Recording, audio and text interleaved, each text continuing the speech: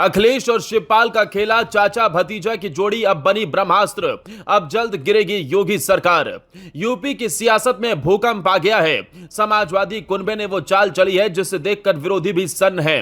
अखिलेश और शिवपाल ने मिलकर ऐसा खेला कर दिया कि 500 नेताओं ने एक झटके में पार्टियां छोड़ दी।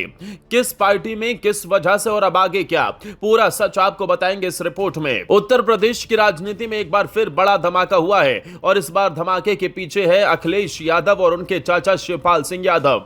वो चाचा भतीजा जो कभी राजनीतिक दुश्मन बन गए थे, अब साथ आकर विरोधियों की नींद उड़ा रहे हैं। दरअसल मई शुरुआत से लेकर अब तक उत्तर प्रदेश के अलग अलग जिलों से चौंकाने वाली खबर आई। लगभग 500 छोटे बड़े नेताओं और पदाधिकारियों ने अपनी पार्टी से इस्तीफा दे दिया। इनमें प्रमुख रूप से बहुजन समाज पार्टी, कांग्रेस और ओपी राजभर की पार्टी के नेताओं समेत कुछ और भी छोटे दलों के कार्यकर्ता शामिल हैं। लेकिन सबसे ज्यादा नुकसान बीएसपी और सुभाषपा को हुआ है, जहां बसपा के बस्ती, अंबेडकर नगर, गोंडा, बलिया, प्रयागराज, मेरठ, कन्नौज और मैनपुरी जैसे जिलों से बीएसपी के जिला स्तरीय अध्यक्ष, पूर्व विधायक और सेक्टर प्रभारी तक अखिलेश शिवपाल के खेमे में शामिल हो चुके हैं। तो वहीं सुभाषपा के कई मुस्लिम नेताओं समेत पार्टी के कई वरिष्ठ नेताओं ने पार्टी से किनारा कर लिया है। सुभाषपा यानी ओम प्रकाश राजभर की पार्टी, जो पिछड़े वर्ग में मजबूत पकड़ रखने के लिए जानी जाती है, अब उसी पार्टी से जुड़े कई पुराने नेता अखिलेश शिवपाल के खेमे में चले गए हैं। सुभाषपा छोड़ने वाले नेताओं का कहना है कि समाजवादी पार्टी ही एकमात्र ऐसी पार्टी है जो पिछड़ों, दलितों और अल्पसंख्यकों की सच्ची आवाज बन रही है। अब जब अखिलेश और शिवपाल साथ आ चुके हैं तो इन नेताओं को 2027 के लिए एक मजबूत मंच नजर आ रहा है। ओम प्रकाश राजभर भले ही एनडीए में शामिल होकर यूपी में सत्ता की राजनीति करना चाहते हैं, लेकिन उनकी पार्टी के भीतर भारी असंतोष है।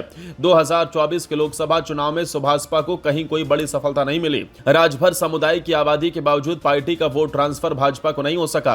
अब जब पार्टी के अंदर से ही आवाजें उठने लगी हैं, तो सवाल यह उठता है कि क्या ओपी राजभर ने अपना जनाधार खो दिया है। लेकिन इससे साफ है कि एनडीए गठबंधन में कुछ तो गड़बड़ चल रहा है। खैर, बात आगे की करते हैं कि अखिलेश शिवपाल की रणनीति क्या है। जहां कुछ महीने पहले तक ये दोनों एक दूसरे से कटे हुए थे, लेकिन लोकसभा चुनाव 2024 में भाजपा को टक्कर देने के लिए अखिलेश ने शिवपाल को पूरा सम्मान दिया, टिकट भी दिया, मंच भी साझा किया और संगठन में जिम्मेदारी भी। अभी लोकसभा चुनाव बीत चुके हैं। अब सपा का फोकस मिशन 2027 पर है, यानी उत्तर प्रदेश विधानसभा चुनाव, और इस मिशन की कमान अखिलेश ने शिवपाल को दी है। दलित, पिछड़ा और अल्पसंख्यक समीकरण पर नए सिरे से काम शुरू, जिसका पहला नतीजा दूसरी पार्टी के नेताओं का एक साथ सपा में शामिल होना, यानी मुस्लिम, दलित, ओबीसी वर्ग के नेताओं को एक मंच पर लाकर अखिलेश और शिवपाल भाजपा को कड़ी चुनौती देना चाहते हैं। राजनीतिक विश्लेषकों की माने तो अगर अखिलेश और शिवपाल इस एकता को बनाए रखते हैं और दलित पिछड़ा वोट को एकजुट करने में सफल रहते हैं, तो 2027 में भाजपा के लिए यूपी जीतना आसान नहीं होगा। कभी समाजवादी पार्टी में शिवपाल यादव को दरकिनार किया गया था, अपनी पार्टी प्रगतिशील समाजवादी पार्टी तक बना ली थी, लेकिन अखिलेश ने समय रहते चाचा को मना लिया। अब चाचा संगठन संभाल रहे हैं और भतीजा फ्रंट लाइन पर है, और यही मॉडल यूपी के सियासी समीकरण को पलट सकता है। समाजवादी पार्टी ने पिछले कुछ महीनों में रामचरितमानस, जाति जनगणना, आरक्षण और अब वक्फ जैसे मुद्दों पर स्टैंड लेकर दलित और अल्पसंख्यकों के बीच पकड़ मजबूत की है।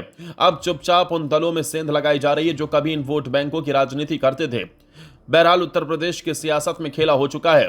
चाचा भतीजा की जोड़ी ने जमीन पर संगठन खड़ा करना शुरू कर दिया है। अब देखना यह है कि क्या मायावती और बीजेपी इस मोर्चे बंदे को रोक पाएंगे या फिर 2027 में सत्ता का समीकरण पूरी तरह पलट जाएगा।